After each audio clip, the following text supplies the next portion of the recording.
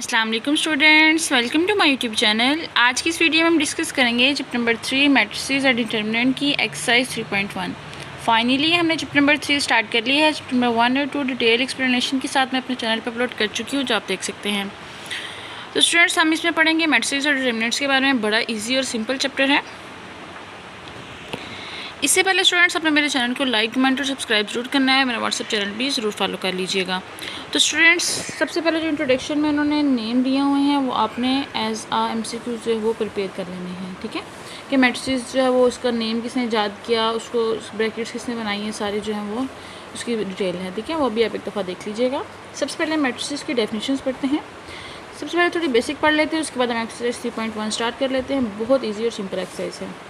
Students, matrices क्या होते हैं? Rectangular arrangements of elements with in a square brackets. ठीक है, अरेंज कर देना रेक्टेंगुलर ब्रैकेट में एलिमेंट्स को मैट्रिक्सेस कहा जाता है। ठीक है, ये हमने अरेंज कर दिया, इसमें कोई भी हो सकते हैं। उसके बाद स्टूडेंट्स हमारे पास होते हैं रोज़ क्या होते हैं, कॉलम्स क्या होते हैं। इसके बारे में पहले पढ़ चुके हैं। जो हमारे पास हॉरिजॉन्टल लाइंस होती हैं वो हमारे पास क्या होती हैं? रोज़। ठीक है, ये हमारे पास रोज़ हैं और ये हमारे पास कॉलम्स हैं। इसमें हमारे पास कितनी रोज़ हैं? 2 रोज़ हैं। और कॉलम्स कितने हैं? 3 कॉलम्स। ठीक है, हॉरिजॉन्टल लाइंस क्या होंगी? रोज़ होंगी। वर्टिकल लाइंस क्या होंगी? हमारे पास कॉलम्स होंगी। इसकी भी डेफिनेशंस हैं।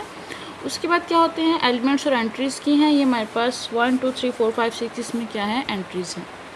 उसके बाद स्टूडेंट्स, आर्डर ऑफ मैट्रिक्स क्या होता है? आर्डर में हमें देखना है कि कितनी जो है, सबसे पहले इसमें रोज़ कितनी हैं, कॉलम्स कितनी हैं। रो इसमें से 2 है और कॉलम क्या है हमारे पास? 3। तो हम कहें 2/3 इसका ऑर्डर। ठीक है स्टूडेंट्स, अगर इस ये वाला हो 1 2 3 इस तरह हो तो हमारे पास क्या है? 3/1 इसका ऑर्डर है, क्योंकि इसमें 3 रोज़ हैं और एक कॉलम है। ठीक है स्टूडेंट्स, ऑर्डर हमने इस तरह फाइंड करना है। उसके बाद डेफिनेशन है एक इक्वल मैट्रिक्स की, ये करते हैं। उसके बाद हम जो एक्सरसाइज स्टार्ट करते हैं। इक्वल मैट्रिसेस की डेफिनेशन है कि 2 मैट्रिसेस हों A और B are said to be equal if and only if they are of same order हो और उनके कोरोस्पोंडिंग एलिमेंट्स भी सेम हो। मतलब कि अगर उसकी 2 रोज़ हों तो 2 ही कॉलम्स हों। मतलब कि ये देखें, अगर हमारे पास A जो है हमारे पास एलिमेंट्स हो 1 2 3 4, तो B को भी क्या होना चाहिए? 1 2 3 4। ठीक है, इसकी रोज़ भी और कॉलम्स भी क्या होना चाहिए? बराबर। इसी तरह हम इसको इस फॉर्म में भी लिख सकते हैं कि अगर हमारे पास हो 2 3 4 -2 और B कॉलम हो हमारे पास 4 -2 3 4 और 4 -6, तो ये भी इक्वल है, क्योंकि 4 -2 भी 2 होता है, 4 -6 होता है -2, तो ये भी क्या है हमारे पास? इक्वल मैट्रिसेस हैं। ठीक है स्टूडेंट्स, हमने इसमें पढ़ी मैट्रिसेस की डेफिनेशन। उसके बाद हमने पढ़ा कि रोज़ क्या होते हैं, कॉलम्स क्या होते हैं, ऑर्डर क्या होता है, इक्वल मैट्रिसेस क्या होते हैं। एक्सरसाइज 3.1 में हमने सिर्फ इसका पढ़ना है। तो हम स्टार्ट करते हैं। उम्मीद है कि आपको इनकी डेफिनेशंस की समझ आ गई होगी। चलिए अब हम स्टार्ट करते हैं एक्सरसाइज 3.1। जी स्टूडेंट्स, एक्सरसाइज 3.1 का हमारे पास क्वेश्चन नंबर 1 है, write the number of rows and columns in each matrix. ठीक है, हमसे फाइंड करना है कितनी रोज़ हैं, कितने कॉलम्स हैं। सिंपल से हमारे पास जो हॉरिजॉन्टल लाइंस क्या होंगी? रोज़। इसमें 2 रोज़ हैं और 2 ही हमारे पास क्या है? कॉलम। ठीक है, अब इसमें से देखते हैं हमारे पास हॉरिजॉन्टल लाइंस क्या हैं? 3 हैं। रोज़ हमारे पास क्या है? 3 हैं और कॉलम क्या है? 1। ठीक है, कॉलम 1। उसके बाद स्टूडेंट्स देखिए, इसमें हमारे पास रोज़ कितनी है? 1 है और कॉलम कितने हैं? 3। इसमें से देखें 1 2 3 1 2 3, इसका मतलब है रोज़ भी 3 हैं, कॉलम भी 3 हैं। सिंपल सा क्वेश्चन है। उसके बाद इसमें देखिए हमारे पास रोज़ कितनी है? 2 है और कॉलम क्या है? 3। ठीक है स्टूडेंट, सिंपल सा हमारे पास क्वेश्चन था। क्वेश्चन नंबर 1 से हमें बताना था कि रोज़ कितनी है, कॉलम्स कितनी हैं। इस तरह हम क्वेश्चन नंबर 2 देखते हैं।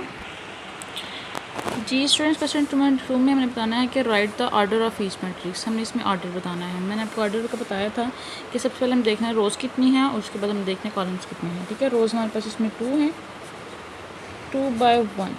ठीक है, ये हमारे पास इसका हो गया ऑर्डर। इसमें से देखते हैं हमारे पास रो 1 है, 1/2, 2 कॉलम है। इसमें हमारे पास 2 रोज़ हैं, 2 ही कॉलम है, तो क्या होगा? 2/2। इसमें देखें 2/3। इसमें देखें 1 2 3 3/2। ठीक है, सिंपल आपने ऑर्डर बता देना है। इसका हमारे पास क्या है? 1/1, मतलब कि एक ही हमारे पास रो है और एक ही कॉलम है। ठीक है स्टूडेंट, सिंपल सा क्वेश्चन था, ये हमारे पास ऑर्डर फाइंड करना था, ये भी हमने कर लिया। उसके बाद स्टूडेंट्स हमने इक्वल मैट्रिक्स की डेफिनेशन पढ़ी थी। हमें बताना है कि कौन से मैट्रिक्स जो हैं वो आपस में इक्वल हैं। सबसे पहले हम देखते हैं कि रोज़ कॉलम्स किसके बराबर हैं। ठीक है स्टूडेंट्स, ये वाला देखिए 0, 3, 4 और 1, ये देखिए इसके साथ मैच हो रहा है, इसके इक्वल है क्योंकि ये भी 0, 4, 3 और 1। ठीक है, तो हम लिख सकते हैं कि ए किसके इक्वल है, एफ के। उसके बाद स्टूडेंट्स देखें बी वाला, देखिए 9 और -7 है, 5 + 4 9 हो सकता है, -8 + 1 हो जाता है -7। तो बी किसके बराबर हो गया, डी के। उसके बाद स्टूडेंट्स हमारे पास सी वाला जो है वो ई के बराबर है। ठीक है, सी वाला को सॉल्व करेंगे तो हमारे पास ई के बराबर हो जाएगा। तो हमें सिंपल जो है ये बताना था, हमने बता दिया। इतने सिंपल क्वेश्चन है ना। उसके बाद स्टूडेंट्स हमारा 4 वाला क्वेश्चन है, अगर a + 2 c - 3 b - 1 d + 4 इसकी इक्वल हो तो हमें वैल्यू फाइंड करनी है ABCD की। ये भी इतना सिंपल क्वेश्चन है। स्टार्ट करते हैं जी स्टूडेंट्स, हमने इसको जिस इसके बराबर है हमने लिखते जाना है। a + 2 किसके बराबर है, 5 के। साथ साथ सॉल्व भी करते जाएं। 5 - 2 तो a की वैल्यू आ जाएगी 3। उसके बाद c - 3 किसके बराबर है, 8 के। 8 + 3 हो जाएगा 11। उसके बाद b - 1 किसके इक्वल है, 6 के। 6 + 1 7। उसके बाद d + 4 किसके इक्वल है, 4 के। तो 4 - 4 0। ठीक है स्टूडेंट, सिंपल हमने ऐसे ABCD की वैल्यूज़ फाइंड कर दी जी। जो जो बराबर थे उसके लिखना है। ये लिख देना a + 2 8 की इक्वल है। ये वाली जो है वो पहले की इक्वल है, ये इसके इक्वल है, ये इसके और ये इसके। ठीक है, सीक्वेंस से जो है वो अपने करना है। सिंपल हमने ABCD की वैल्यू फाइंड करनी थी, हमने कर ली। उसके बाद हम 5 वाला देखते हैं जी स्टूडेंट्स, इसमें हमने फाइंड करनी है x और y की वैल्यू। तो उसी तरह करते हैं। 2x + 1 किसके इक्वल है, 9 के।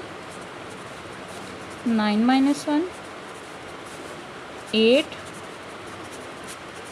4, x की वैल्यू आ गई 4। उसके बाद ये 4 4 इक्वल है 7 7 भी इक्वल है, तो 5 इज इक्वल है y। तो y की वैल्यू क्या होगी, 5। सिंपल हमने x और y की वैल्यू फाइंड कर ली। ठीक है, ये भी हमारे पास सॉल्व हो गया।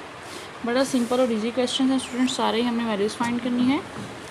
उसके बाद ये देखें 6 वाला है, इसको भी हमने बराबर करके ABCD की वैल्यू फाइंड करनी है। a + b किसके इक्वल है, 10 के। उसके बाद 2d - 1 किसके इक्वल है, 5 के। इधर से हमारे पास d की वैल्यू आती है। 3p + 2 किसके इक्वल है, 11 के। और c की वैल्यू क्या है हमारे पास, 4। ठीक है, अब हम इनको कंपेयर करके निकाल लेंगे। पहले तो डायरेक्ट थी तो हम निकाल लेंगे। c की वैल्यू हमारे पास गिवन है, यहाँ से हमारे पास d की भी आ जाती है, ये निकालते हैं। 5 + 1 6, 6/2 3। d की वैल्यू क्या आ गई, 3। c की वैल्यू 4 आ गई। इधर से हम b की निकाल सकते हैं।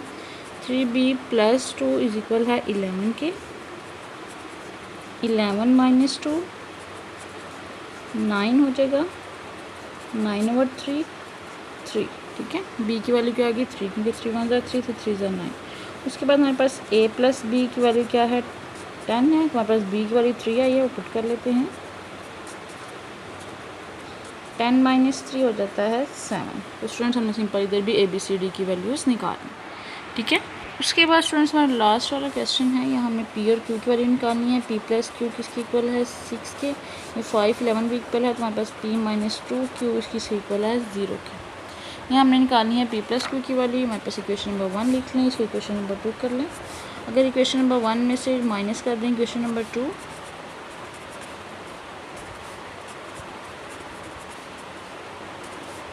प्लस माइनस, ये प्लस प्लस माइनस, ये आ जाएगा हमारे पास 3Q इज इक्वल हो जाएगा 6 के। 6/3 2। Q की वैल्यू क्या आ जाएगी, 2। किसी भी इक्वेशन में पुट कर लें। Put Q is equal to in equation 1 2 6 6 - 2 हो जाएगा 4। तो हमारे पास P और Q की वैल्यू यहाँ भी फाइंड होगी। ठीक है स्टूडेंट्स, वेरी सिंपल और इजी हमारे पास क्वेश्चन थे एक्सरसाइज के। उसके बाद हम करेंगे नेक्स्ट एक्सरसाइज। तब तक के लिए आप इसके नोट्स बना लें। अल्लाह हाफिज़।